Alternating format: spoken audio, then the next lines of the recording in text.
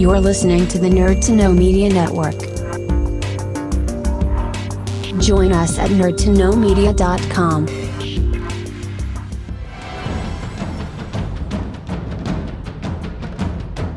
Broadcasting from the Blanchardstown Centre, this is Phoenix FM.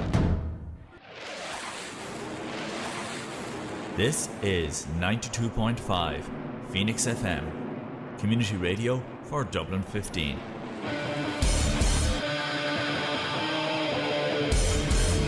Hey everybody, it's JB Jeremy Borash, and you are listening to Darrow O'Connor on the...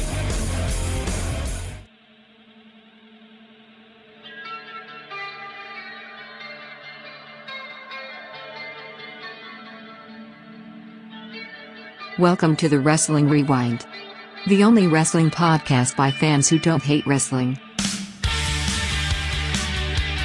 Hello everybody, it is Tuesday here on Phoenix 92.5 FM, and whatever day it is when you're checking us out on the internet, because of course we record it as well. This is the only wrestling podcast by fans that do not hate wrestling. It is the Wrestling Rewind, and we are here for our special Royal Rumble 2003, no not 2003, 2023. 2003 was a terrible year. 2023 Royal Rumble coverage, where we're going to be talking about the good, the bad, and mostly the bad from myself and Martin. But we're not alone. We're joined by a very special guest who we'll get to in a second. My name is Darrow O'Connor, but my first co-host that I'm going to introduce, he is 1-0, still waiting for CM Punk, the one, the only. You love him, I hate him, Mr. Martin Herty. How are things, Martin? Grand, yeah. Punk's worried the old sciatica is getting less and less severe week by week. So I estimate I'll be back to full strength by summer. Be a summer of Punk. Summer Punk. You know, everyone is going to be talking about SummerSlam, but you know they'll be talking about you versus Punk. Maybe that's where we'll do it. Who knows? At SummerSlam. Fair enough. Yeah, sure. WWE will be flush with cash by then after the sale. So, well, the trick is to get internet famous, right? And then that's your way in. You can like Logan Paul it. I mean, walk through a suicide forest. Yeah, no, maybe don't do that. That yeah. Japan still hasn't recovered from that, atrocity. But yeah, man, I can't believe Logan Paul's in WWE. I really can't. But anyway, also joining us, we have our special guest host who is gracing us with his appearance, and he's just after oral surgery, so give him a break. Dave, welcome back to the show, sir. How have you been? Oh, it's so good to be back. Welcome back to the only wrestling podcast hosted by people that actually enjoy wrestling. It's so great to be back, and I got to say, some of the impetus for me being here today comes from just what an amazing addition Logan Paul has been to the WWE, and I am beyond thrilled, and I can't wait to get into this. What a time it is to be a wrestling fan. I can't tell if this lad's trolling us or yes, yes. This is old school Dave going back to it, digging into the well. Dave, the next show Dave's on, he's going to be like, do you know who was underrated? Great Khali. Great Khali couldn't be on television for long periods of time because he killed someone. Did you know that? What? Yeah, in OVW. Oh, geez. No, I didn't know that at all. Yeah. It's on his Wikipedia, so it's got to be true. Well, he definitely didn't do it with that big chop to the head. No, it was a powerbomb. Oh. It was a powerbomb.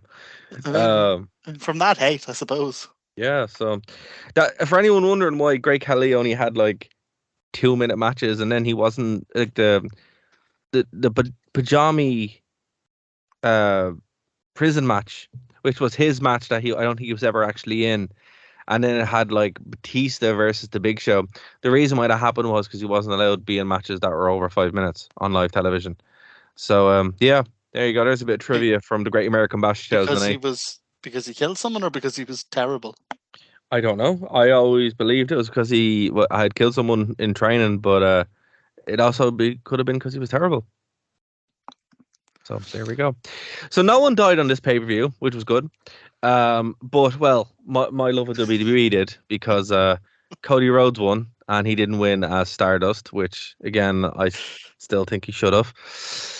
And also we had, I've been here trying to defend Bray Wyatt And I love Bray Wyatt. I really do. He's one of my favorite wrestlers. Who's just the minute he gets in the ring, it all falls apart.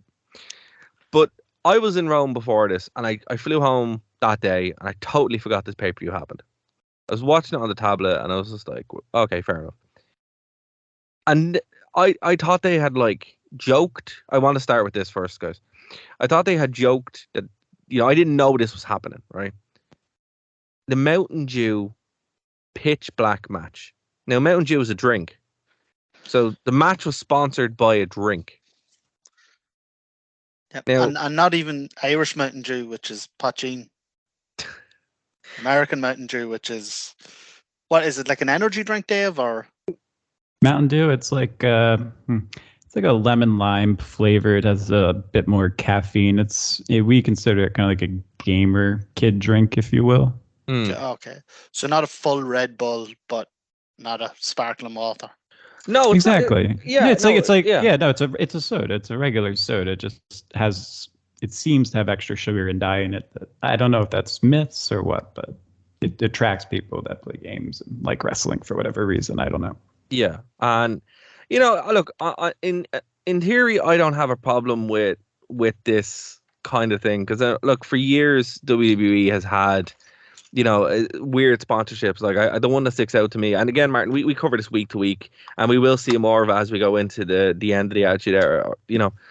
I'll never forget, Jerry Lawler losing his mind over Skittles randomly in the middle of a WrestleMania, and they're talking about Snickers really, really aggressively. So I mean, look, this is the way. Do you ever see that ad where it's your man everything he touches turns to Skittles? No. So there's this ad for Skittles where this fella everything he touches turns to Skittles, but he's like tormented by it. Like he That's goes like to work Midas. and he sits down at his desk and his desk falls apart into a pile of Skittles and all that. So Jerry Lawler has that power, and people are just walking around going, "Where did all the divas go? Why are there just piles of Skittles everywhere?"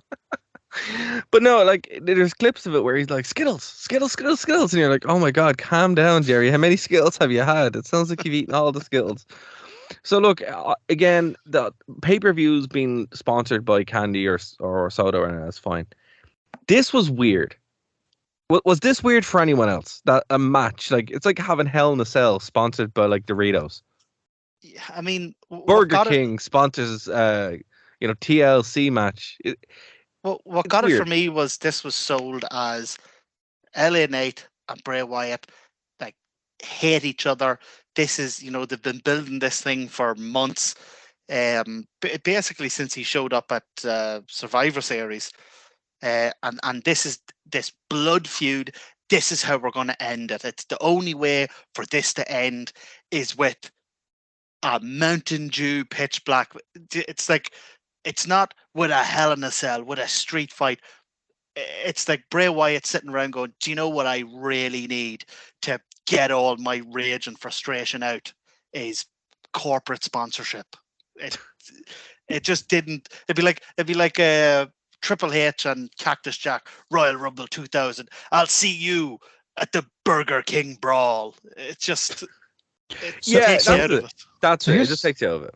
Here's my question that I wonder, and maybe it's a cognitive dissonance thing. Maybe it's different over in Ireland than it is in America.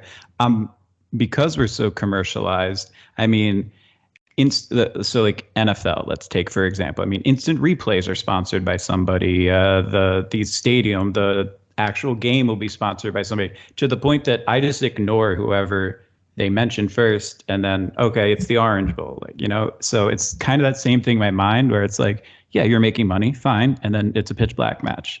I just don't make that connection because I'm just so used to the commercialization. Yeah, that's weird. I mean, okay. I didn't glance second at it. Like you guys are focusing on the Mountain Dew thing, and in my mind, I'm like, I didn't even take a second thought. I'm like, yeah, they wanted to get some money for this match, and because of that, we got to see some of the coolest ultraviolet lighting that they pulled off. They finished wrapping those ropes literally 5 seconds before the match started. That's how good production is, and that company blew me away. Hold on, Dave. So, is that a serious thing? Did you not even focus on this at all? Were you like? Yeah, no, it really doesn't. Yeah, it because okay. Well, I mean, okay, right. I can understand the pay-per-view being sponsored. That's fine. And yeah, the replays, like and they used to have replays sponsored by, whatever. But the match, dude, it's just weird. Dude, I watch NASCAR. Like, I know, there's sponsorships all over the cars. Like, I know, but I don't think this has ever been done before in wrestling, where they Cracker Barrel. Cracker Barrel, yeah. I was just about to say, I know they did it, but that was also weird. And I've mentioned that to some people recently when I was talking about this pay-per-view, and they're like, "Oh, I don't remember that." Yeah, and I'm even happy that they didn't do the way that Cracker Barrel thing went down, where they incorporated Into the match. into it. No, it's just they're sponsoring the match. Who cares? It's a pitch black match. What is it? Let's see what it is. This will be cool. It kind of even added to the mystique of like, what could this even be? Going into it, like Mountain Blue. Sorry, guys. Mountain Dew doesn't make a black drink. So it's cool sponsorship for them as well. Kind of. Okay. Well, moving for away. me, it's because whatever about replays being sold, or even the like New Japan does the ring canvas and all that. Like that doesn't. But what bothered me about this was that it was the corporate sponsorship element encroaching on the creative side of the product. That's what did it for me as well. Coming into the storylines, it was coming into the creativity, and Bray Wyatt is hard enough to take seriously at the best of times. Really? And then you put in on top of it that he was musing in his dungeon about how the only way he can really hurt LA Knight to the greatest degree possible is if he gets Mountain Dew involved. It just like, okay. See, I like the metagame. Let's play the metagame here, right? Okay, so let's hyper focus on Mountain Dew. What's Hold on, the Dave, cliche? we'll break out a good one. We'll break out a good one. We'll break out an old one here. Play with it here. Yeah. Play with me for a second here. So what's the trope for indie wrestling fans? Cheeto and Mountain Dew. Yeah. So let's play the metagame. They're playing into that, which as a wrestling fan, even more excites me because I'm like, they get it. They know.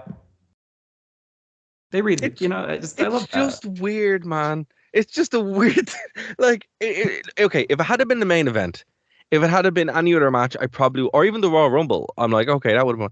It's just the fact it's like, they hate each other so much that they invented a new match, which actually isn't, it's just Naomi's gimmick without Naomi.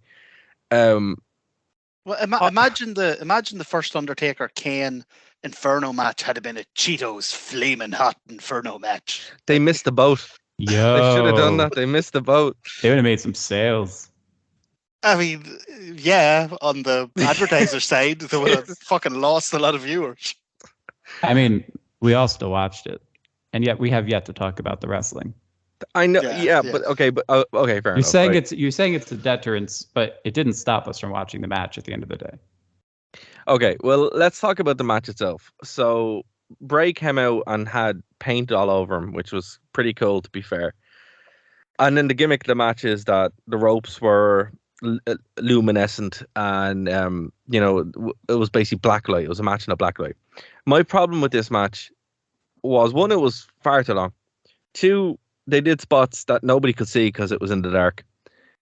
And three, he put a mask on at the end. Hold on, let me finish. He put a mask on at the end that made him vulnerable. Why didn't he wear that mask at the beginning? It's like, you have this mask the whole time where you cannot be beaten. So you're going to wrestle a full match, then put the mask on. Bro, that makes no sense. So, I don't know. We're going to let Dave defend this because Dave thought this was great. So, Martin, what did you think about this beforehand? I mean, so the thing you said about the light was interesting because, yeah, I found it kind of hard to see as well. And it just made me think of, do you remember when they did the Hell in a Cell and they put a big red light in it and everyone complained that they couldn't see it? It's like they just haven't learned from that. In terms of pure wrestling, I mean, it was fine. It was a Bray Wyatt match. There was the spot on the table was pretty cool. Beyond that, I mean, there was nothing in this that did anything other than bore or irritate me. And then you got super silly at the end with Uncle Howdy showing up and doing an elbow drop that missed by 4 or 5 acres. That was the best And then part. I think, do you know what? Because I don't want to sound like I've just been down it to be down it. I think Bray Wyatt is one of those characters that you either get it or you don't, and it's just not for me. I love Bray Wyatt. I don't know why he breaks my heart like this. It's like, stop doing the stupid stuff and just focus on the spooky things and you'd be fine. Yeah, I mean, I was a big fan of The Fiend for a while until it went completely off the rails.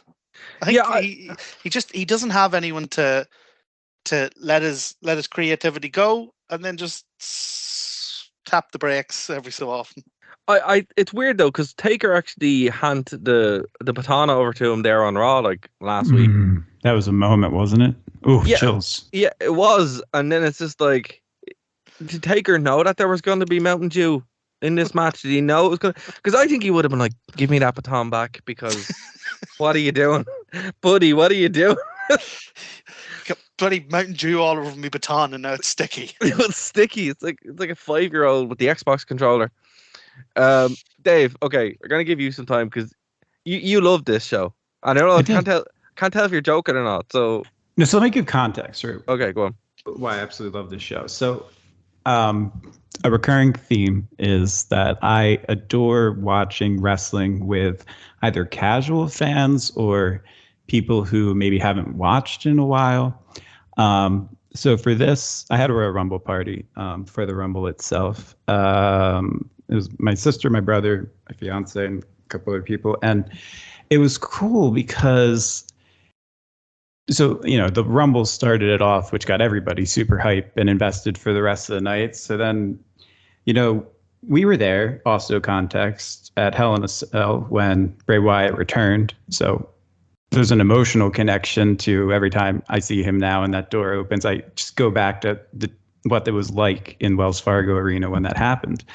And so, when this match started, I just go all in. I like watching wrestling in those situations through the eyes of like childlike wonder. Like, Santa's still real. Let's go that way. So I turned all the lights out in my house and we just went in and just enjoyed it. And for a TV audience, there was nothing that we couldn't see or couldn't miss. So that's like where a lot of the excitement came from. And then as far as if I want to defend the actual match itself, I'll highlight the end of it. What do you need out of a blood feud? It's essentially what this is, right? You need a definitive, we hate each other. There's not a way that you're coming out of this match where we both are gonna, keep it. I mean, they might keep it going, but it's not supposed to be a continuing thing. It's supposed to be the culmination. But how did this match end? LA Knight's dead. He's straight up dead. They killed him. He got an elbow drop from however high up in the air through whatever. Explosions went off. Fire erupted. He rolled into the fire. Hasn't been seen since. I mean, that's the kind of thing that Taker used to do if we're going to talk about baton passing. So I think it hit that note. Was it perfect? No. But anytime they do something new and innovative, it makes me excited that they're not being complacent. Maybe it's not always hit and miss or maybe it's not always hit, but this one hit it for me. I really, really enjoyed the concept. It can be tweaked, and I will take this over a boiler room brawl where you can't see anything, and it's not even happening in front of an audience. So yeah, I really enjoyed this. I thought it told a great story, and it accomplished what their feud was supposed to accomplish. And for the people watching it, they couldn't get over how cool everything looked, and just, oh wow, WWE can do this kind of production. And I wasn't joking earlier. For those that listen to Pat McAfee's show, he was saying how astounded he was at how quickly they were able to get everything changed from the Rumble for that match during the video package, literally tying the ropes up in the tape right as the music was hitting for the entrances and had to like clear. Like, it's just, oof. I don't know. That's the kind of stuff that excites me in wrestling, so I enjoyed it. Okay, well, I mean, look, I can't put a hole in that, Dave. I really can't. I mean, look, no one was saying it wasn't a cool thing, and it was. It's just, when it comes to Bray Wyatt, it's disappointing because it's like it's all the stuff that impedes people from taking him seriously. Like Martin, you're one side of the thing where you just cannot take him seriously at all, which is fair. I totally get it. I love him. I love him because he's I love the weird spooky things, right? I just do. I think they're great. Yeah. There's so much potential there where he could be this Undertaker-esque character. Because what people don't realize is, yeah, Taker is a character of different worlds where his first career run actually wasn't very good. His matches around 1997 to 98 got really good. Then he got injured. Wasn't good again for a while. Got really, really good then towards the tail end of his career, particularly with Shawn Michaels. So, I mean, even Taker's career, there's a lot of stinkers there, right? There are. So let's be fair. But I don't think Bray Wyatt has had that match yet, if that makes sense, where he's had that standout moment where you're like, oh, I get it now. I don't think he's ever had that. I think, the Wyatt family definitely did. They had it with the Shield, which is probably one of the best matches in recent memory. And it's just it's just a tough sell for people, and I've seen people tear this apart all across the internet. Sorry, Martin, go on. I really like the spooky stuff. I think wrestling really works with that.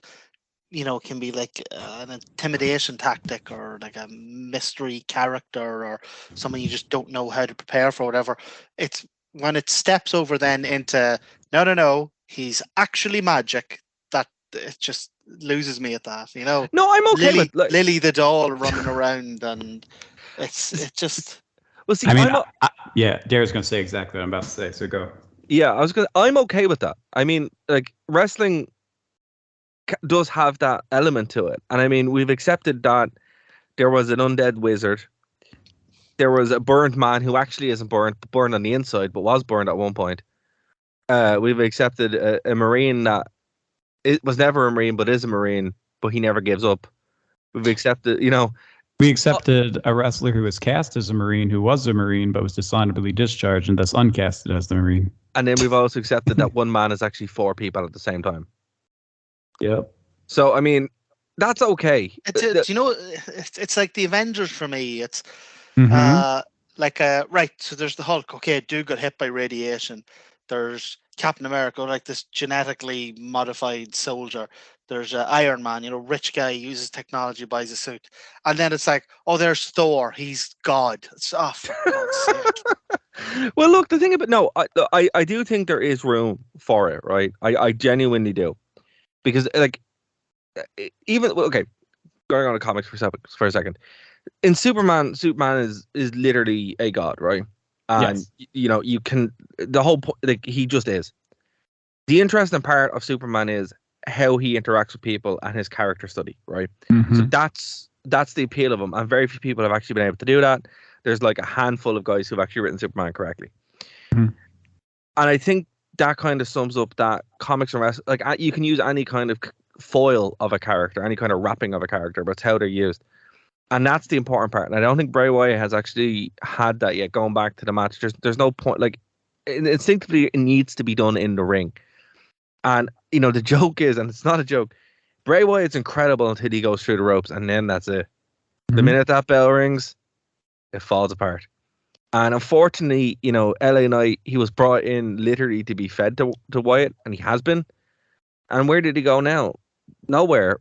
What happens after this? I don't know. What would have made more sense here is Wyatt wins, because he had to win. It was his first match back, right?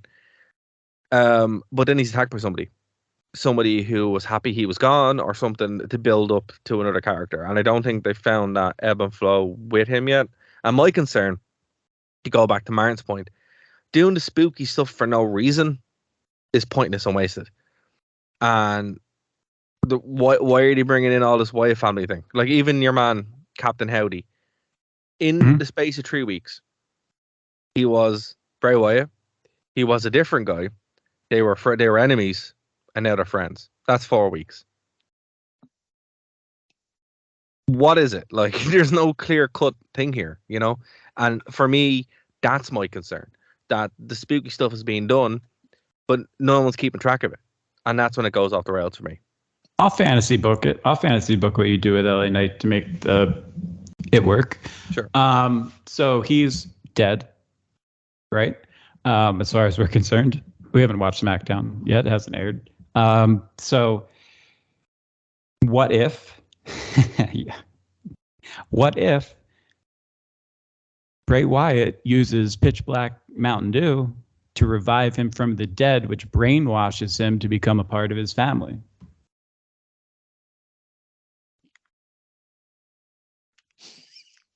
I mean, look, that would at least be something.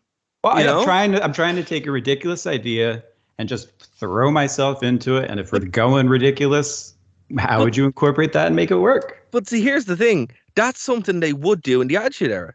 Mm-hmm. Martin, we're watching Undertaker build now his ministry where literally he's doing that. But instead of Mountain Dew, it's blood, which I mean is a little bit better than Mountain Dew. But it's again because it's not the idea itself. I don't mind. It's the fact that it's this sponsorship is that the Undertaker's sitting around going, oh, I need to do a bloodbath, but where am I going to get so much blood? Oh, I know who does blood. I'll, Viacom, the Viacom bloodbath. Like it's just it. Are you guys allergic to this company making money? I'm so confused. No, but it's just such a weird thing, man. Steps into the creative side of it, it completely pulls me out of the sort of suspension of disbelief. It's very fair. I mean, all your points are very fair. I'm not disputing that. Like, definitely, like from your perspective, if I was in your shoes and that's how I'm watching it, I would feel the exact same way. And that's the beauty of wrestling to me. Is it's just all about set and setting almost, if you will. Yeah, absolutely. It's like here's the thing. It I don't know. It's just I've never seen that. Like if this is like again, I've no problem with them making money. I have no problem with them doing this. It's just it just kill like this match specifically. Any other main event. It's just I hate you so much. This is a blood feud. I need this product to sponsor the match. It's so silly. And the thing about it is, it's not even a match that's established. No one knew what a pitch black match was. Mm-hmm. I assumed that the Mountain Dew was going to be used in the match. I thought it was going to be like a pool of match or something, a pool of Mountain Dew. Oh, that's not how we do it in America, man. I don't know, man. Like, you send an email, they send you a couple $1,000, you throw their logo up there, boom, done. Yeah, I know, but if this had been an established match, at least you know what to expect. Like it could have been anything, I think doing it at this point was a bit iffy. Now there's nothing to stop them from doing it again, and they probably will. Yeah. But poor and Bray also, Wyatt. That's all I can say. Also, we don't know. Sorry, Derek. I was gonna say. Also, we don't know what's happening behind the scenes. What if this is part of a much larger partnership with Mountain Dew that's going to lead to having Bray Wyatt? No. Hold on. Which is going to lead to when you go to the store you can buy Bray Wyatt's face on Mountain Dew Pitch Black. Oh my god! Like this might we don't know what the marketing is. I mean, you can joke about, but at the same time, I mean, most people remember Macho Man Randy Savage for Slim Jims more than anything else that are non-wrestling fans. Like, is it really that bad? They've been doing this since the 80s. Yeah, I see. That's the thing. I just think the misstep here was having it as the first introduction to a pitch black match. You know what I mean? And it was 5 minutes. We spent half an hour talking about it. I know. I'm astounded. But even you guys are so triggered by this match. Look, it's just so weird, dude. It was so weird. I moved on. Right, take the Mountain Dew out of it. Right, take the Mountain Dew out of it. Right, it's a pitch black match. I still don't get how that's the end to a blood feud. Either way, take out. Oh, forget the Mountain Dew. Bray Wyatt is in this blood feud LA Knight, and he's going, the only way for us to settle our differences is with glow tubes and neon paint and turn the lights down. It just doesn't. The whole thing, it just reeked of corporately wedged in there. It took me completely out of it. The fact that it came directly after a Rumble, which started on a high, opening with Walter and Sheamus, awesome. Gunther. Ending with Gunther. till the day I die, Walter. Ending with Cody winning. I was delighted Cody won. How I dare didn't you. think the Rumble match in between was great. Yeah. But just that it went into this afterwards. Let me drop 2 stats for the audience. Just 2 stats that I think are fascinating. And Michael Cole said this this week on the Pat McAfee show. He didn't say what the numbers were because WWE doesn't like to announce what their actual numbers are. But just keep this in perspective. If we're talking about success financially, this was the highest gate this was the highest gate for a Royal Rumble in history ever. And it's like that's ridiculous. It was standard Royal Rumble, not the Saudi shows. Like the highest gate ever in their history. Also, if you want to talk about are fans engaged in WWE? Do they care? This was the most watched Royal Rumble in history. Last year had the record. This year beat it by 50%. I honestly wish they would tell you what the numbers were so that it sounds more legitimate when I say that, because you could just be like, yeah, sure, whatever. But I mean, it's showing that the company is growing. It's showing that the company is engaging younger viewers, Logan Paul. So what we're seeing is success that's going to lead to them selling for a higher price. Like everything makes sense that they're doing right now, and people are loving it and tuning in and watching it. But I'm not a WWE shareholder. I don't care about any of that. I only care about what I see on the television.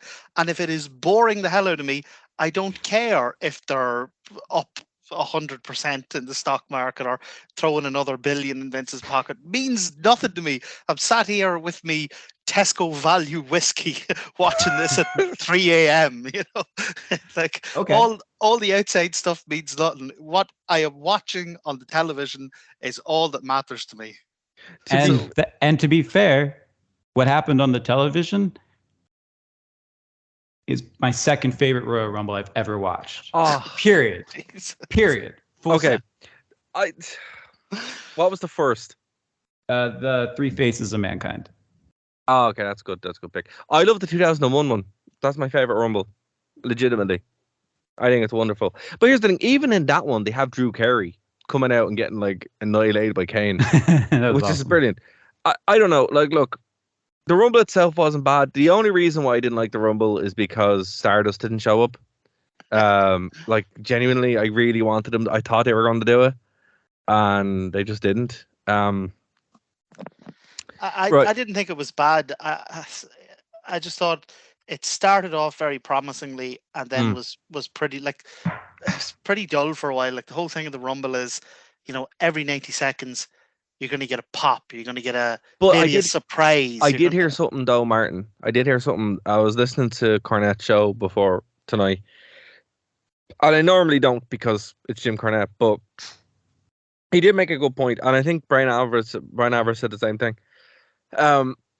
Sometimes you have to give it to people what they want, and they really wanted Cody to win. No, I wanted Cody to win. I'm talking about the body of the Rumble itself was completely bereft of like any kind of, like, apart from Booker T, any kind of surprise entrances, any kind of sort of unexpected stuff, any kind of big. Now I'll admit that, you know, maybe Kofi's accident, maybe that maybe confused things a wee bit. I'm sure he had loads of different spots left, and as much as I hate the YouTube prick, the spot he did with Ricochet was pretty cool. Oh that's my gosh, that's gosh. 2 edits I got to do. Oh, prick's not, is it? Yeah. 3 edits. That's 3 edits. Could have swore that was minute 55. I feel like we've been talking about Bray Wyatt for an hour. No. I just want to talk about the Rumble match. I'm glad we're here. I'm glad we're here. Okay. All right. So I thought the Rumble was okay until it wasn't. And as soon as Cody came out, that's when I was devastated. So okay, I want to ask, so this has been a very, very interesting debate that's been going on. And by debate, I mean I read a CBS News article. So what do you guys think about Cody being number 30? Hey, spoiler alert, he was number 30. I know we're going to obviously do this Rumble in a complete shamble, out of order, because they didn't enjoy it. And I thought the entire thing was filled with storylines and every moment had impact. And if something was missing that was happening in the ring, what was happening on commentary was cracking everybody that I was watching it up with. So it was just we were thoroughly sports entertained. I want to experience wrestling this way. Dave, how do I experience wrestling this way? Oh, come over to my house. Yeah, because I mean, it sounds so wonderful. I think, us just being cynical, Martin. Well, I don't want to be. Like, either do I. the fact that I even sat down and paid for this and watched it. To be fair, we paid for it anyway because we do a show where we have to. Yeah, but I still have in me, like, from growing up as a kid, growing up watching wrestling, I still have in me that faint spark that maybe this time it'll be good, or maybe WWE will turn things around, or maybe things will change. So, like, I genuinely don't want to sound cynical. I turned this on really wanting it to be good, and whenever it kicked off with Sheamus and Walter, that's not how it kicked off. The show kicked off on an epic moment that nobody knew was happening, including Michael Cole. 3 people in the company knew Pat McAfee would be there. And the pop that he got, woo, boy, am I so glad he's back. I mean, who knows when he'll be back on commentary? Obviously, it's not like he's not coming back weekly, but just to know that he's a part of that company and what he brings and the younger audience that he brings in with him, whew. Like, I think that he's a big star in the States, is he? He's I wouldn't say that. He's just a very, very charismatic person when it comes to the football world. And because of that, he adores wrestling. Yeah, obviously we all know this. He worked through NXT. It's not like he just jumped to WrestleMania. So yeah, and the stuff he does on commentary, it's just pure passion and love, and it's a different type of way to listen and absorb the product because we're not getting the scripted stuff. Even Vince and Triple H are like, we just want you to go out there and be yourself because that's what we're paying you for. That's what people enjoy about you. Be the foil to everybody else. Just go out there and be Pat McAfee, and fans are eating it up. Yeah, he's great. Before Triple H took over, he was the only bright light in that company for me. So I 100% agree. 100% agree. Yeah, and I and a lot of stuff that like I've learned has come from him in terms of great interviews. If you guys are listening and you're looking for some interesting interviews to listen to, his with Brock Lesnar from maybe 2 years ago was great on his show. He had, I think, Triple H on, Vince, obviously Adam Cole, but that was a storyline thing. So it's really very interesting to see him broaden wrestling up to people who aren't otherwise exposed to it, because it goes in waves of popularity in terms of mainstream. And I think we're on the crux of it getting back into that mainstream success again. We've got TV that they're putting out with this bloodline that is the best. I can't do it yet, so okay. The best crap that they've put on television in a decade. This is astounding. I love it. I'm so happy. I'm so happy that's happening that I want them to decide, you know what, we're not really selling this. Let's just keep doing this, because what they're doing is making me so happy as a fan. I just wish Cody wasn't there. That's fair. Now let me ask you. So this was the question I meant to ask earlier, and sorry for getting off track. There's been a conversation about whether it was the right or wrong decision for him to enter at number 30. I know why I think it's the right decision and why other people are saying it's the right decision, but I'm curious what you guys think. So I was listening to Spotify the other day and a song came on and I was like, this is a good song. And then I get the same anger that I get when Avenged Sevenfold show up on a gym playlist. And it was Cody's theme music. And I took my headphones off and got angry. That's how much I hate Cody. It's a lot. That's fair. So it's for you. It's just a pure personal bias that was going to ruin it for you no matter what. I mean, if he showed up as Stardust, it would be fine. Okay, but even still, let's focus on the number 30 spot. Let's just focus on him being number 30 and why that matters. Because it was Cody Rhodes. I mean, for me, I wanted Cody to win, just because I like Cody, and it made sense in the in the story. I didn't think putting him in at 30 was the right thing, because his whole story has been that he battles up. WWE put him in a goofy gimmick and then kicked him out, and he battled his way up through the indies and then made his own company, and then got to such a level that they begged him to come back. He ripped his knocker off its bone, and he still battled his way through Hell in a Cell. Now, I wouldn't have put him in at number 1 or anything like that, but I think mid to high 20s, just so that there was still an element of fight in it. Putting him in at 30 just had a slight tinge of sort of handing it to him. Like you'd put if there was the heel, like a cowardly heel who you wanted to put in, he'd try and get the number 30, or you'd send him out at 30. I just didn't think it suited his character. It didn't by any means, ruin any of the stuff for me. I wouldn't have gotten into like a debate in the newspaper about it. But I just thought somewhere around the 20s would have made more sense. Yeah, I think like him being not on the show would have been made more sense, but yeah, Sarah wanted it to be Triple H, so whatever. I wanted it to be AJ Styles, but his ankle's broken. I get it. I mean, to be honest, no. In all seriousness, I agree with Martin actually wholeheartedly. 24 Edge's slot would have been perfect actually for him, and the reason why I said it is because you would have had him having the battle through quite an actual packed last couple of lads.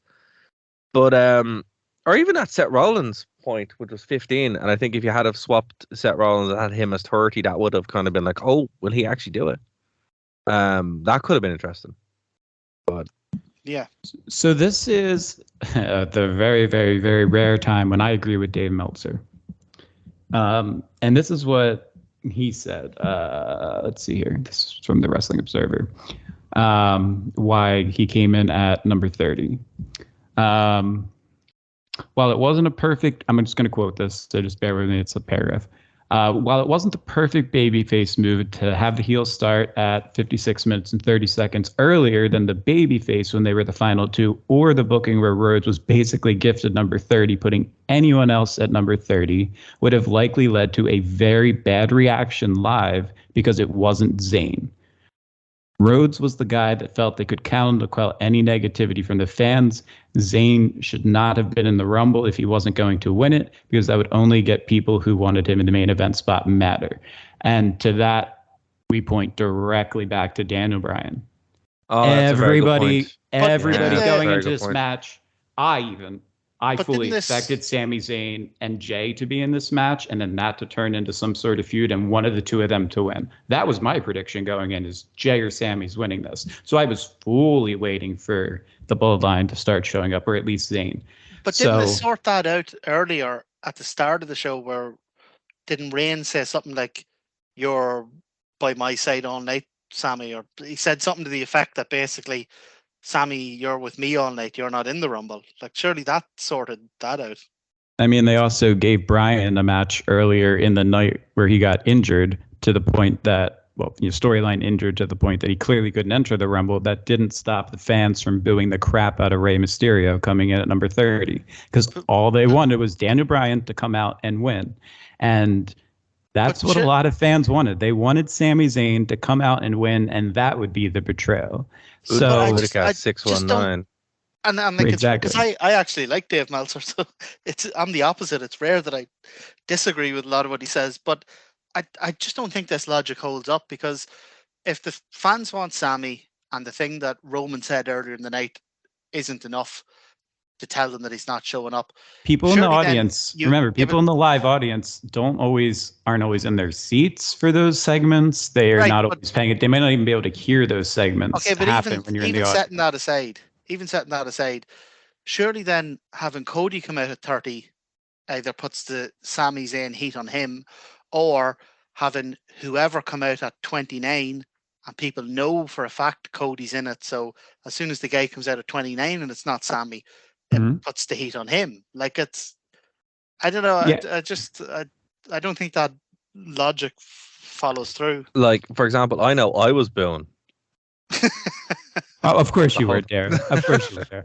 But yeah, I see what you're saying. And I understand that to a certain extent. But you also have to keep in mind that Daniel Bryan, like, again, wasn't supposed to like be in the match. Clearly, they openly said he's not in the match or anything like that. But the fans didn't care. The fans knew he wasn't in the match. They did not care. They spent Batista got destroyed.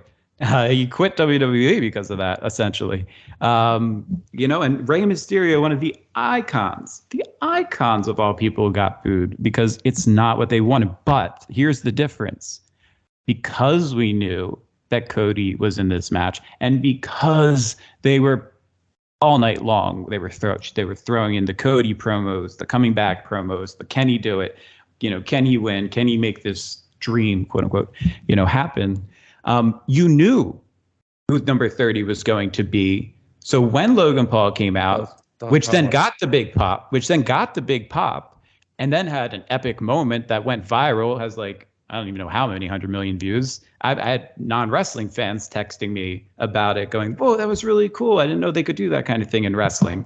Like those viral moments really help. So because of that, then you knew Cody's next. So you're not going to get mad that it's not Zayn, because at that point you realize, well, okay, Zayn's not in this match, and oh yeah, Cody, like, yeah, I'm excited for Cody to be here, because a lot of WWE fans genuinely are really excited for Cody to be there. So it worked in this situation.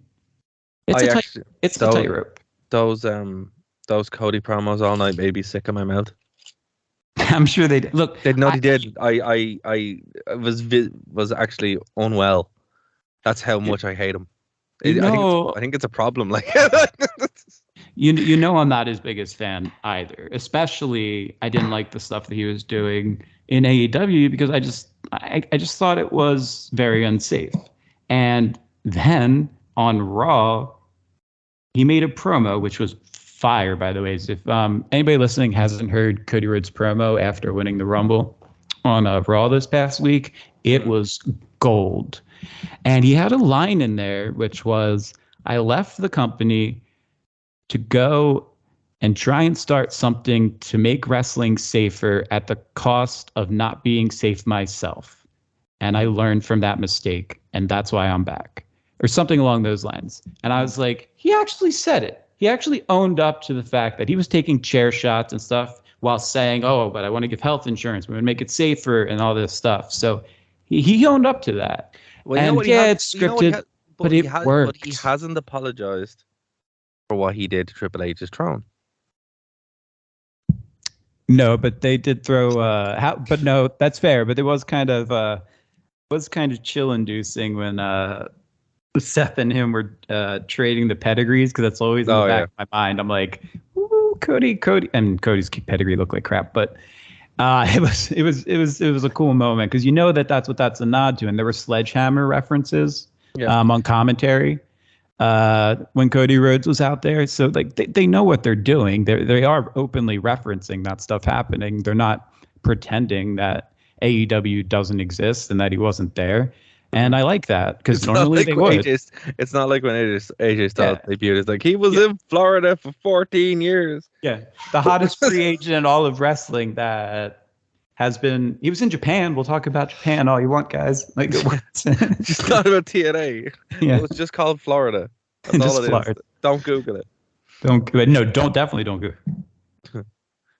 Anyway, so guys, right, we have about 6 minutes left. To kind of. Let's talk about the main event, and then we'll talk about the Women's Rumble after the break. Mm-hmm. So the main event was heartbreaking for a lot of people for a lot of reasons. It obviously was like, it told a pretty good story, to be fair. I did actually really like the story that they told in this, Roman Reigns did win. Excuse me. But Kevin Owens put a hell of a show on. And the match was at 20 minutes. So Roman Reigns is still your champion going into the road to WrestleMania. But there was the turn. Sami Zayn turned his back on the bloodline. So it looks like that's finished? Question mark, question mark, question mark. My question to you, Martin, is where do you think this is going and what did you think of the match? I thought the match itself, the bell to bell 20 minutes, was very good. I think it was, it was by far the strongest match on the show. The angle that came afterwards was excellent. The part of your tag team or part of your group or whatever turns on you break up. It's like one of the oldest tropes in wrestling, but they did a phenomenal version of it. I think if Sami Zayn, if wrestling doesn't work out for him, the dude has to go into acting. He was incredible. He did something you don't often see on WWE or on wrestling in general.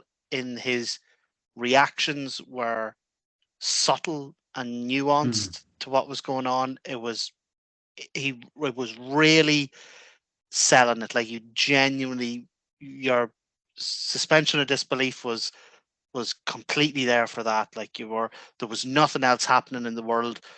Like, never even mind the chair shots or the super kicks or whatever. Looking at Sammy's face sold that whole angle for me. And even Roman, I thought, sold it excellently. The bit at the end where he was stood in the aisle and he says to Sikoa, "We're at war now," something like that. It didn't feel like a big WWE scripted moment. It didn't feel like a bunch of sitcom writers had sat around and come up with it. It just felt very natural, very normal. Dave, what do you think about what Martin said? Yeah, I think Martin hit that on the head. I think he absolutely nailed it. Yeah, what the in-ring stuff, excellent. Yeah, I mean, Roman at this point is he's a very good worker, and if at this point, if people are saying he's not, it's just bias. I don't like. I'll be straight up. I don't like Roman Reigns. As like, he's not who I want to be the next John Cena, but he's doing good in-ring work at this point, so I'll take it. And the bloodline stuff has then elevated him to the point where now I really like him. So that's crazy to me. I went from hating Roman Reigns to loving Roman Reigns, and he's a heel. And but the point is, for this match, match was great, but what happened after? Like Martin said, that was just absolute brilliance. When you can get 51,000 plus people to sit in silence for 10, 15 minutes, just shocked and just staring, like eyes agap, jaws open, just what's going to happen. We can't believe this is happening. And they drug out the beating of Owen so long that it seemed like, oh no, this isn't when Sammy turns because the pay-per-view is going to go off the air. I mean, it was already an hour and 10 minutes over the runtime. So at that point, I mean, Cole, McAfee, Graves, they didn't talk for the last 15 minutes of the pay-per-view. They just let the crowd and what was happening in the ring, just that energy, that vibe speaks for itself. And if you want to watch something that's going to make you say magic, that's what that was for me. That was wrestling magic when it comes to storytelling, wrestling, acting, selling, delivering. Every single thing made sense. It wasn't contrived like Martin was saying normally. It felt authentic, just like this whole bloodline thing has, which is Dave, so bizarre for this company. Dave, and that's why I loved it. So we are going to have to go to break in a second, but what I will say on that, it's very much like the Attitude Era. Martin, we've looked on the main show, we've looked at the Royal Rumble 1999 into St. Valentine's Day Massacre up to WrestleMania. And I got flashbacks of the Mick Foley Rock turn from 2000, which we will have to do. where The Rock appears to help Mick Foley out because he can't watch him go through that beating. So look, it works. It's great. It was one of the high points of the show, if not the high point of the show for a lot of people. But we are going to have to call it there, guys. For our Phoenix FM listeners, again, guys, I want to thank you so much for listening in. Dave, how can the good people reach you? Yeah, absolutely. You can find me on Instagram or Twitter at the Dave Stevens, and I respond to all my DMs. So feel free to ask questions. I'm here to show you why wrestling's fun. Brilliant, Martin. If you send a letter to Bard of Armagh, South Armagh, Ireland, I will get back to you at some stage. Include a stamped addressed envelope. That's fair. Well, guys, we'll be back after this break. If you're listening to us on the podcast, of course, over on Nerd to Know Media, thewrestlingrewind.com, and the True Penny channel. Otherwise, thank you so much for checking us out here on Phoenix 92.5 FM.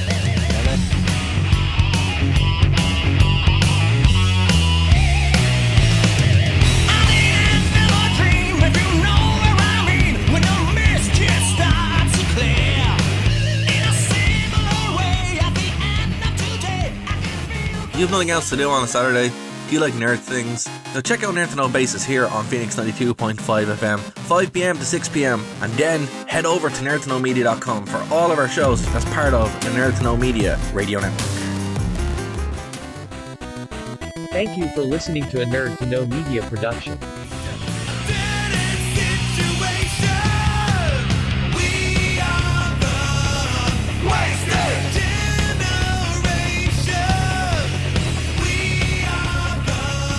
Alright, guys, and we're back here on Phoenix 92.5 FM. Sadly, Dave had to walk sorry, Dara, just didn't want to interrupt you there. It's just Dave's just had a quick word with me. So for any of our listeners who don't know, Dave had surgery on his jaw, and talking's quite difficult. So he is still on the podcast. He is still here with us. But what he's going to do is he's going to type into the chat box whenever he has something he wants to say, and then we're going to read. Oh, he's actually typing now. So Dave would like to take back everything he says.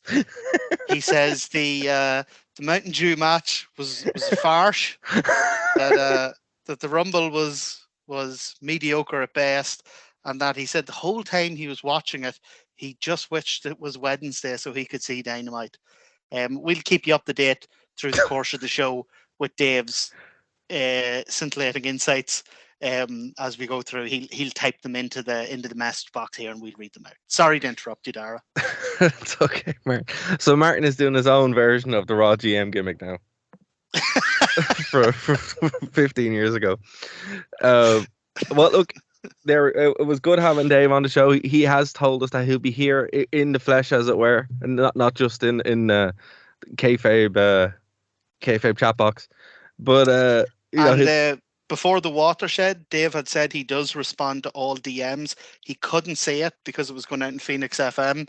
But true. Now that we're on the streaming platform, we don't have like the kind of swearing limitations and stuff that we have. So Dave would like to clarify that when he said DMs, he did mean dick pics. He wants you to send him dick pics. Oh, poor Dave. Anyway, so Martin, we're gonna wrap this up. We're gonna go through this what we didn't cover in the last series. Can I just say, I'm fucking really annoyed that Cody Rhodes showed up, man.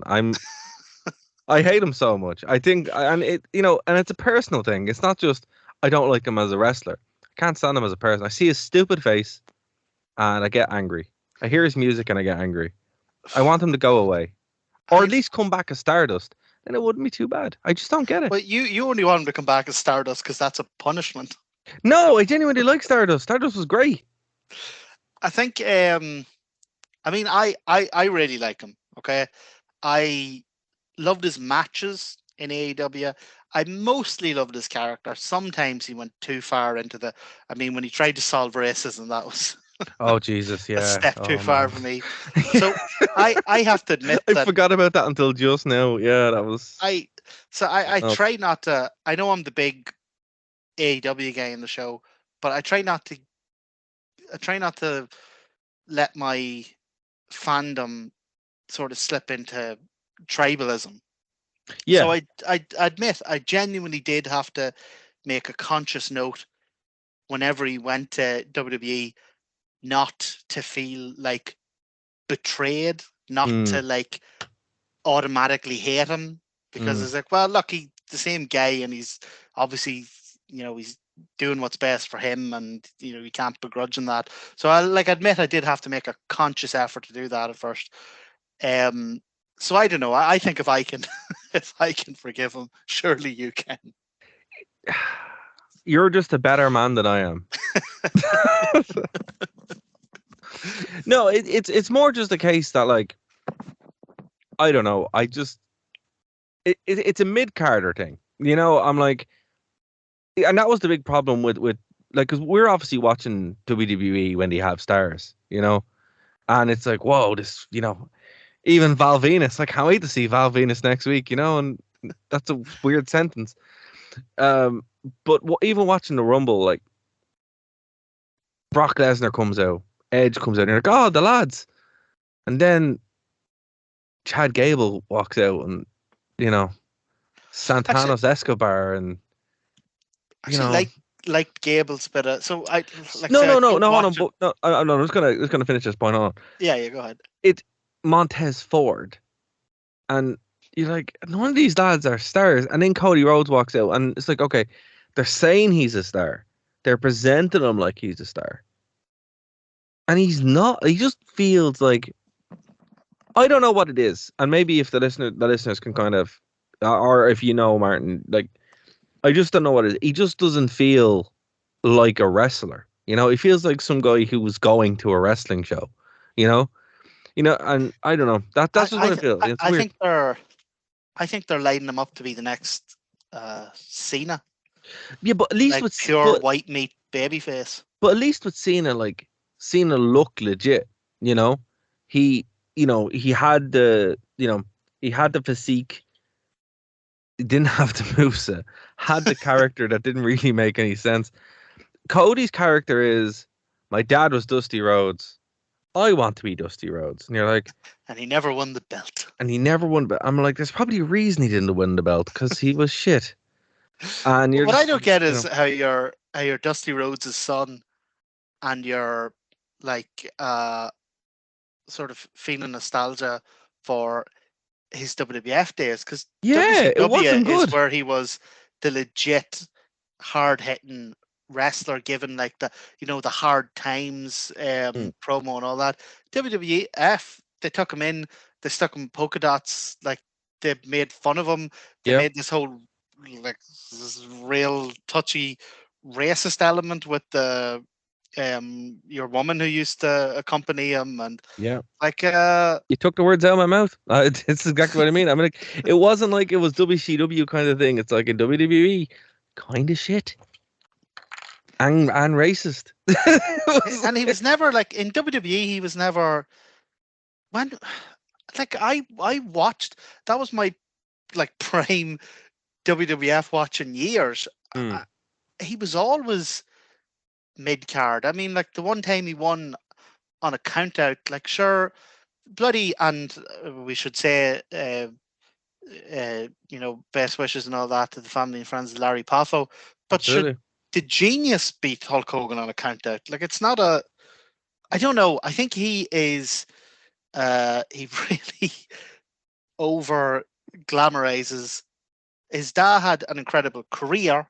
Yes. WWF was not the incredible part of that career. No, it wasn't. And it's just, it's that's what I mean. His entire gimmick is like he's like a proper mark for himself. And it's like, that's not a gimmick. That's you're not Hulk Hogan. Like, Hulk Hogan can't even do that anymore. People are finally sick of it. And it's just, that's the problem I have with Cody, I think. Where it's like, Jesus, man, it's all right to be a mid-carder.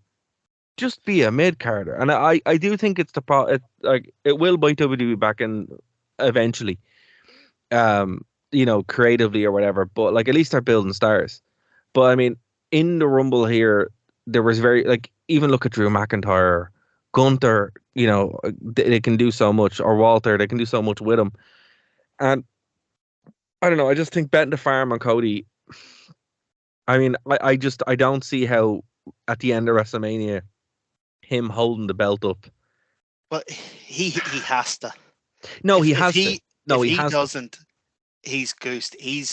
If he does not win at WrestleMania, he is going straight into a US title program, and I from mean, might get that, Stardust back. one Be that he'll unreal. never get out of, and you probably would see it come back. Oh, He unreal. absolutely has to win, and probably from a real life point of view, Yeah. if WWF or WWE, if they're looking to entice wrestlers from AEW over, Mm. they're going to have to be able to show, well, look, we brought Cody over, and everything's going really well for him. That's a good point too. Yeah, you don't. You don't. Well, I mean, he won the Rumble. That's Yeah. already a big endorsement. Like it or not, I know there's been one or two duds with the Rumble since it's been like an important thing. Oh yeah, but it's still an achievement. Absolutely. Like it's really when Yeah. you look at the list, you're like, oh wow, that list isn't actually that long. Oh, even more so, I think a Rumble win's a bigger thing than certainly than a King of the Ring win. I think so too. Yeah. Even a Money in the Bank win, I think a Rumble win's a bigger deal. I think it means they have a lot more faith in you than anyone else. And look, the thing about it, I could be wrong. Look, it's the same. And I mean, look, I've been doing this show, not this show, but wrestling media since 2007. And for years, I said the same thing about Cena. All I want is a character, and I don't get it from Cody. I'm like, you can't just be a mark for yourself and your dad. That's not a character, So I hope, like, again, I loved him as Dashing Cody Rhodes. I thought that was actually fantastic. Broken Cody Rhodes was unbelievable. And Stardust, I thought, was hilarious. Genuinely awesome. This is like the worst version of Cody Rhodes. And I don't understand why it's the most successful one. And that's where I'm coming from. Do you think the Da stuff is, like, so you're saying your issue is that he's a mark for himself. Do you think all the stuff being about his Da, that's his way of being a mark for himself, but making it seem as if he's not talking about himself? Yeah, no, I genuinely do. It's disingenuous. Like I'm gonna fulfill the Rhodes legacy and the Rhodes name, and everyone thinks, oh, he's talking about his dad, but Cody's in the ring going, yeah, my fucking name. Yeah, exactly. And here's the thing, right? There's your heel character. If he came out with that and he's like, listen, I don't give a what about any of that shit I was saying. This is about me. That would be unreal. Here's the thing about that, though. It would be, and I was on tenterhooks just before he left AEW. I didn't think any of the stuff about him leaving was real. I thought so. He'd been a face since day one, and he'd been that real kind of boring white meat John Cena babyface to the point where the fans hate you. Yeah, they start. It's what happened with Cena. Like, people just can't stand it. Yeah. I thought he was on the cusp of leaning into that, and it was going to be. I thought it was going to be the greatest heel turn since Brett kicked the hell out of Austin's leg. Since Brett kicked his leg out of his leg, like, honest to God, up until he actually showed up at WrestleMania, I was still thinking, no, this is all part of this massive heel turn he's going to do in AEW. The fact that he didn't, and the fact that he's had stuff out about, he wants to have like a political career after wrestling, and he wants to quit wrestling by the time he's 40 or 45. He's not going to be like one of these broken down, injured guys. I don't think he's ever turning heel. I think he has it in his contract that he is going to be like the face of the company, so he'll be a babyface champion, and he'll do all the Make-A-Wish Foundation stuff, and he'll do all the public speaking. He'll be nice and presentable there with the belt. I don't know, maybe he'll put makeup over the neck tattoo or something. But that's the worst tattoo ever. But I don't think he's a I agree with you 100%. He would be an amazing heel. I just don't think he's ever turning.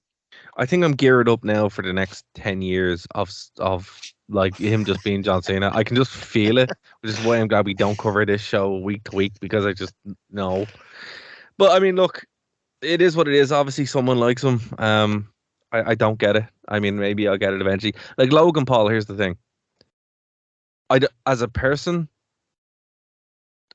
whatever. He is one of the best wrestlers. He's not. He is though. He is an excellent, and I like you on a personal level despise him. Yeah, I know. I hate that I even have to say that. Like, but I have absolutely no problem admitting that he is a phenomenal athlete. He's an incredible athlete. But going out there twice a year, memorizing a couple of spots, and having an actual wrestler handhold you through a match does not make you a great wrestler. He is not a great wrestler. He is very athletic and he's very charismatic. But he's not a wrestler. He could not, if you were to take his name off him, he could not go out and have an actual wrestling match.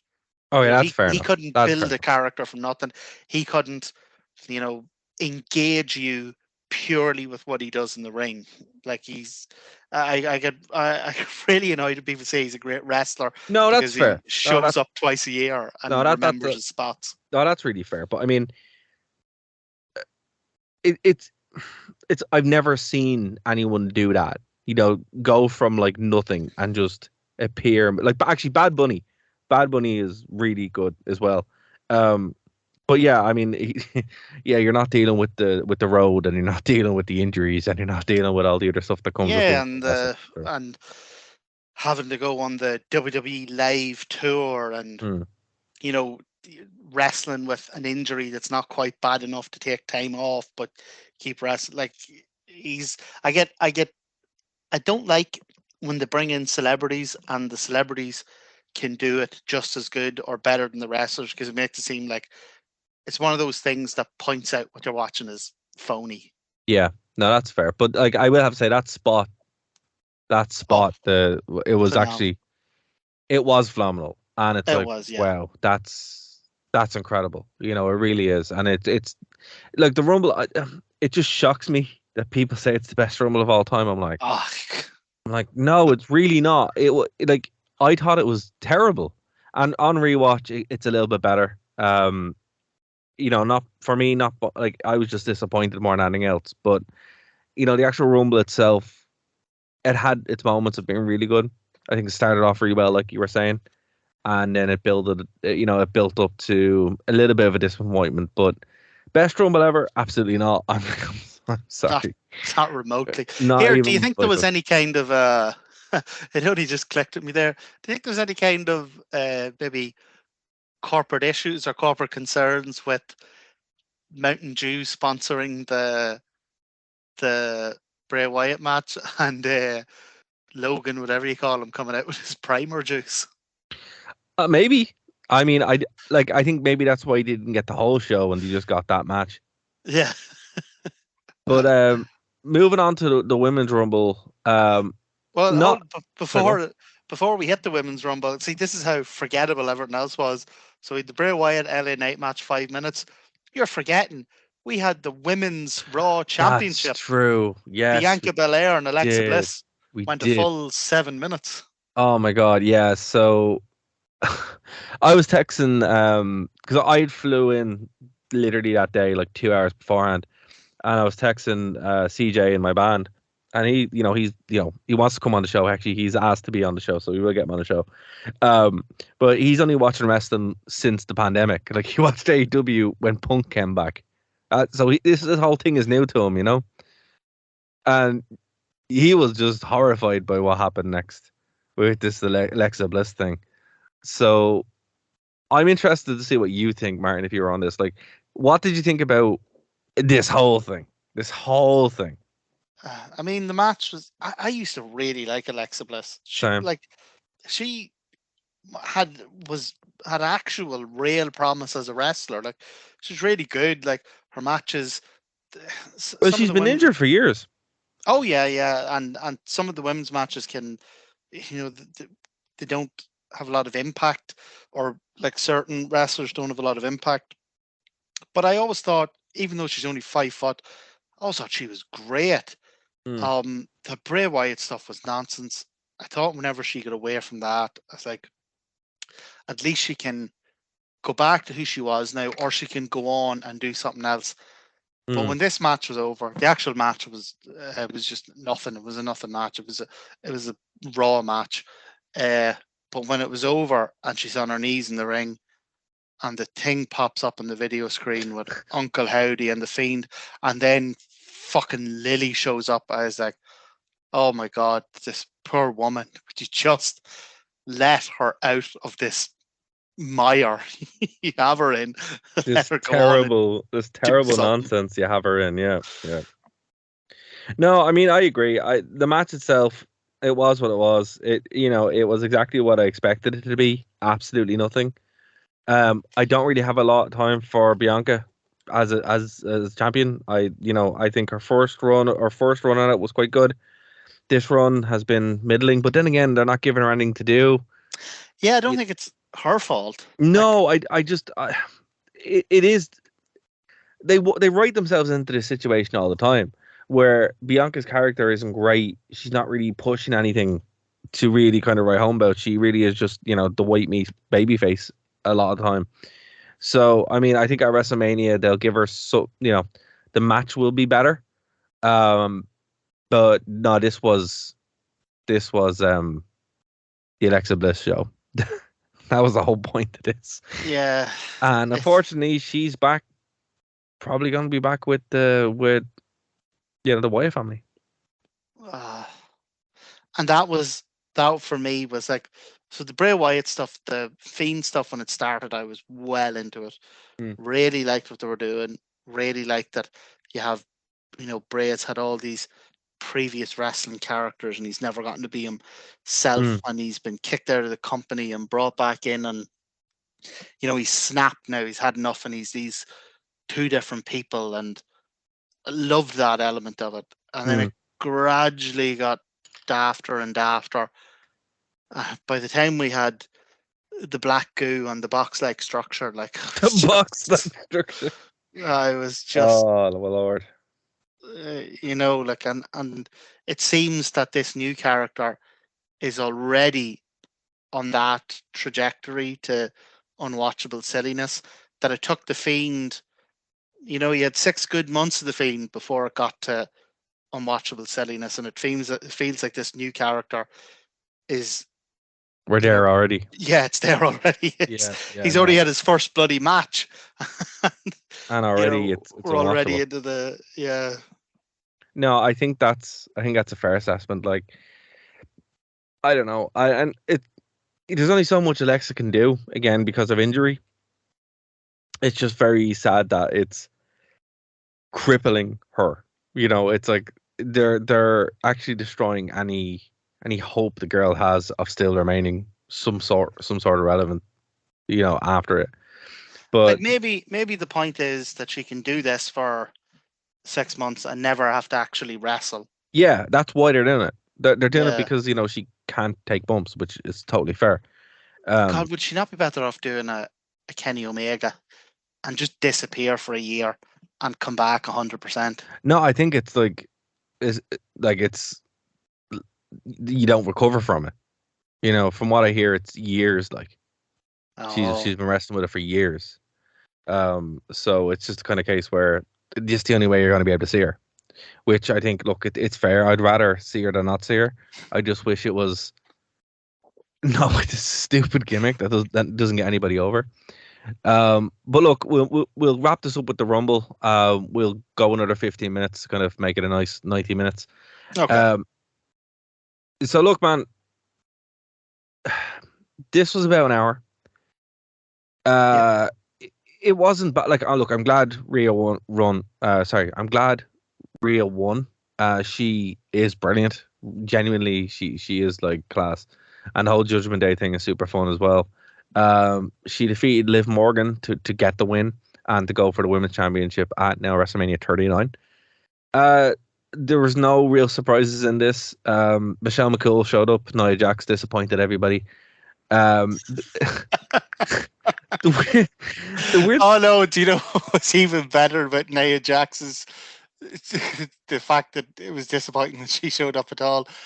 They didn't even get the countdown. Whatever happened with production when they meant to put up the 10:98 clock, they put up the Nia Jax video and her music. So her music and all hit, and then the clock came off. Oh God! No, the best thing she's ever done is scream, "Oh, my hole!" Which for Irish listeners will really appreciate that, because that is like a proper saying in Ireland. But I didn't realize it was a saying in like the States. So we all learned the thing. But that won a lot of lulls over here. People really appreciated that. But man, look. There were a lot of I don't want to say jobbers, because that's really unfair on the women here, but there were a lot of like NXT, not call-ups, but just randos, and even like Raw and SmackDown. Like, I didn't know some of these people. I genuinely didn't know. So, and again, we don't watch the show, so how would I know? But it really kind of felt like I started zoning out at random points of this. Also, who's Chelsea Green? I don't know who Chelsea Green is. Well, so what I quite like Chelsea Green. This actually played into some of my disappointment around the men's Rumble, because I thought, oh my God, Chelsea Green's coming. They're going to get Matt Cardona in. And prior to the Rumble coming out, I think WWE didn't want people to be disappointed, so they put out this really weird statement saying that, well, actually, we haven't even asked. She was Van Ness. Do you know? She was Van Ness. Yeah, I know her from Impact. Oh yeah, and she was big even as Chelsea Green. She was in NXT as Chelsea Green. I really loved. She had this gimmick before NXT where she was Chelsea Green, the hot mess, and she used to come out in like this and wrestle in like this torn bridal dress with her makeup all smeared and like mascara running down her face like she'd been crying. I thought it was an amazing gimmick. I'm gonna have to look. Look that up, because I really liked her as Van Ness. So I mean, I didn't realize. I didn't realize she was the same person. No, I will. I absolutely will. And that's really unfortunate, because I mean, they didn't even. There was nothing to show, that she was anything special in this match, which is the thing. Yes. Which is the Rumble. Fair, I get that. I know people are gonna be like, she's only in it for. I mean, yeah, fair enough, but like, come on, like, sign her. I think she's in it for 5 seconds. Yeah, she's in 5 seconds. Like, she didn't have to win, but like a good way. You bring in the Rumble to introduce people. A good way is to have them come in and have them put up a hell of a fight. Have them, have them eliminate a big name. But even have her do that. What you described there. Imagine, like, everybody be like, "What the fuck was that?" Like, and you'd have a character like that's the most unique thing. That'd be more unique than the fucking Mountain Dew match. It was like imagine that, because you'd be like, oh man, what was that? Who was your one? And I'd be into that, but no, they didn't do anything like that. They just had her out for 5 seconds and she got beat, and that was it. So what I was saying was that sorry for interrupting. So I thought no, not at all. I like when we get all Billy Connolly, very free-form, free-flowing conversations. But whenever she was there, so I thought Matt Cardona would be in it. But WWE put out this message saying that, we haven't even asked The Rock to be in the Rumble because we're more than pleased with the surprises we have. Right. So that got me thinking, right, they have some big name. They've got somebody coming in unexpected. Maybe it's Matt Cardona, and they're going to let him be Matt Cardona rather than Zack Snyder, or not Zack Ryder. Zack Ryder. Like, we're really pleased with the surprises we have. It really hyped up you know, and then we got Booker T. Don't get me wrong, I love Booker T. It's always great to see him, but Yeah, oh 100%. man, it was not an equal. These are not an equal trade. It's like that meme, No, I will yeah. give you this and you will get that, and that's Yeah. We didn't even ask The Rock. Why would we ask The Rock? We've got Booker T coming in to do a spinneroonie. that's all you need. You only need one spinneroonie. You're fine. The women's match. So I 100% agree with you on how I thought the Chelsea Green debut was absolutely bungled. But I kind of, even though it was a bit botchier, even though it had more lesser known characters in it, from NXT and is NXT UK even still going? No, I think they got rid of it. Did they? Yeah. I actually enjoyed the women's match more because I Well, thought I usually do. Yeah. I thought while its lows were lower than the men's match, I thought its highs were higher. So I thought they had some awesome spots in it. I thought the ending was fantastic. I was a wee bit disappointed with the end of the men's match, just a clothesline or a throw over, the usual thing. I loved the end of the women's match. And Rhea Ripley's performance was fantastic. Because speaking as someone who, like, the most I have ever done, the longest I was ever in a match was 10 minutes. And when I rolled out of that ring at the end of it, I thought I was going to throw up a lung. God. Honest to God, did not realize how, like, I was breathing so hard to the point of passing out. Like wrestling is an entirely different kind of cardio. It's so many bursting movements. Like, unless you train for it specifically, your heart doesn't know what's happening to it. So the fact that she went an hour was phenomenal. Like, it was a hell of a performance. It was a great finish. And like I say, while the men's match was a kind of a constant, 3 stars the whole way through, the women's went from 1 star up to 4 stars, and it just made for a more entertaining watch. But the two finalists, the two finalists actually went the full hour, Liv and Rhea. That's right. Yeah. So absolutely. I mean, like, that's a hell of a story, and I mean that's a much better story, really, than the men's rumble. Which, I mean, Gunther, obviously a star-making performance, but they're really not. They might do nothing after that, But with Rhea, like, she's a star anyway. I honestly thought Gunther was going to win. I was like, oh my God, Cody's heading for the US title. They're going to put Gunther over.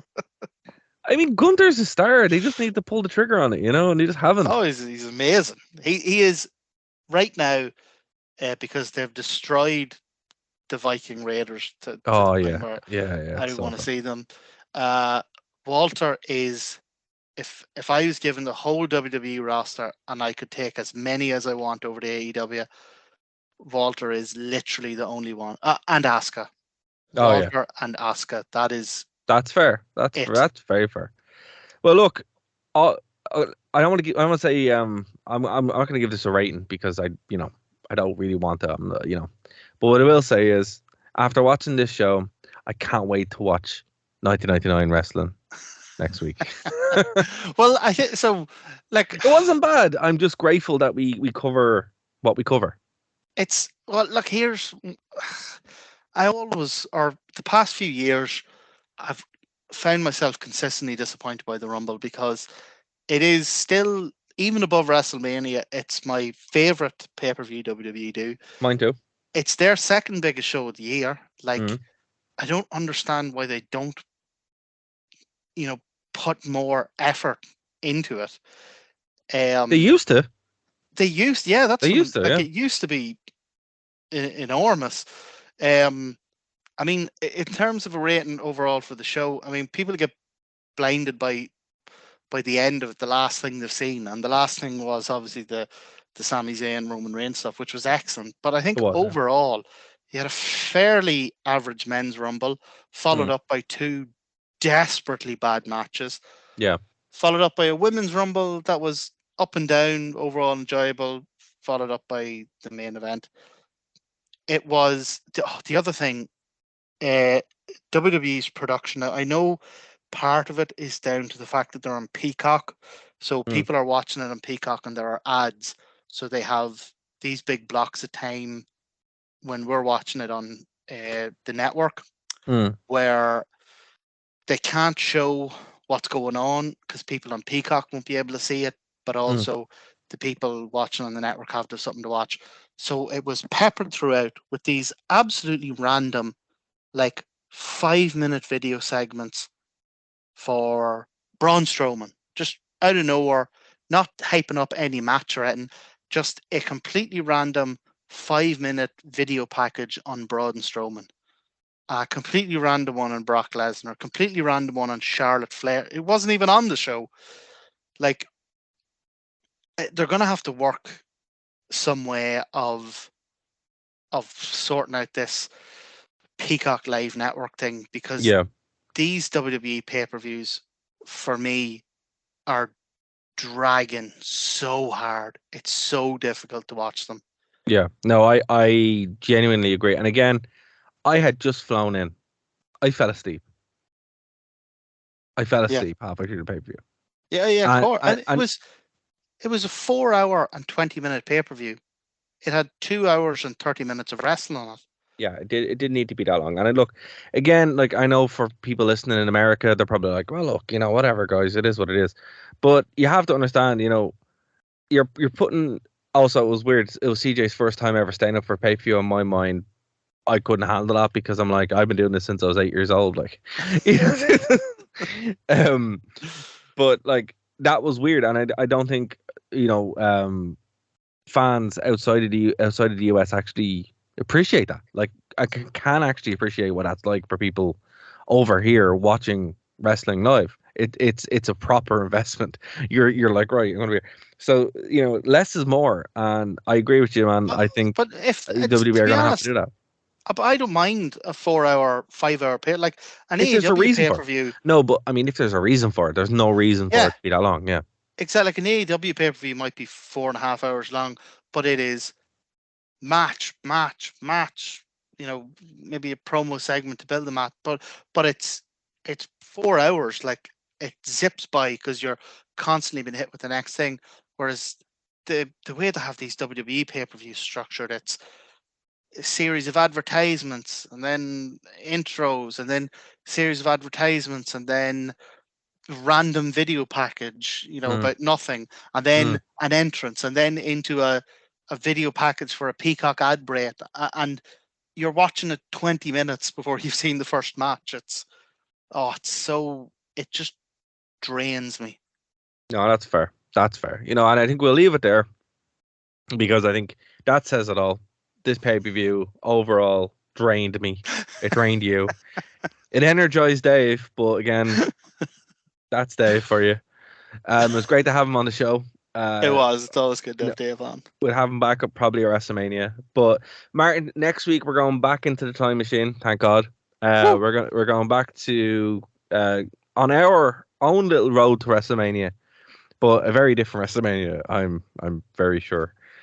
I don't think anyone's going to get home. Are we the last week of February or the first week of March? I think we're the last week of February. Oh, we're getting close. So we're getting very close to WrestleMania 1999, which I'm very excited about. I really am. And yeah, man. I mean, that if it's your first time checking out the show, thank you so much for checking it out. We would ask you to go over and check out all the shows. You can either on the True Penny channel or over on Nerd to Know Media. You can get it through thewrestlingrewind.com as well, where all the shows are there for free. We will eventually roll out our Patreon. This is like a gimmick now. I hope we never do it. I hope we never do it. We just talk about it every week. Hope we're two old fellas going. And next week we're gonna roll out the Patreon. It's like Patreon's gone out of business like 20 years. At that point, it's like, what are they even talking about?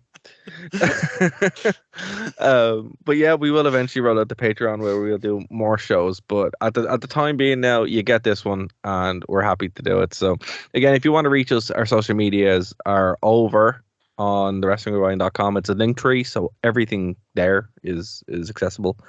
And yeah, Martin, is there anything you want to plug this time around, other than how people can reach you via post? No, it's 25-1 here in Ireland, and I should go to bed, but instead I think I'm going to sit up and play more Resident Evil. Oh man, I have to say, actually, here's a fun fact for you. So I was over in Rome last week, and I like to send myself. Well, anyone who asks, I send postcards from the Vatican because I think the Vatican Post is cool and hilarious in equal measure. And this time around, I was like, all right, I'll just see how long it takes to get from Ireland. Because when I sent you one, actually, it took a while. It took a little bit longer than it normally would take. It normally takes about 3 or 4 days. It took like a week or something, and I was like, oh, their standards are dropping. Who do I write to? Write to the Pope. Lad, what are you doing? So obviously, my criticisms got there, and 3 days. So that's what back to Ireland, which was quite good. However, it's €1.20, so €1.20 to send a postcard from the Vatican to Ireland, which is quite steep, but it does take 3 days. So if you guys are ever in Italy, do that because it's pretty fun. So that's my advice for today. But that's everything we have. Again, guys, if you want us to review something and we can see it, please do send it to us over social media, and we'll be back here next week on the Wrestling Rewind, the only wrestling show by wrestling fans that don't hate wrestling, unless it's modern wrestling, because or that at least don't want to. God, I don't want to. No, we don't want hate wrestling. We do love wrestling. It's just sometimes hard to. That's why we go back to the past where we know if we're going to hate it or not. So we will talk to you guys next week here on the show. Bye, guys.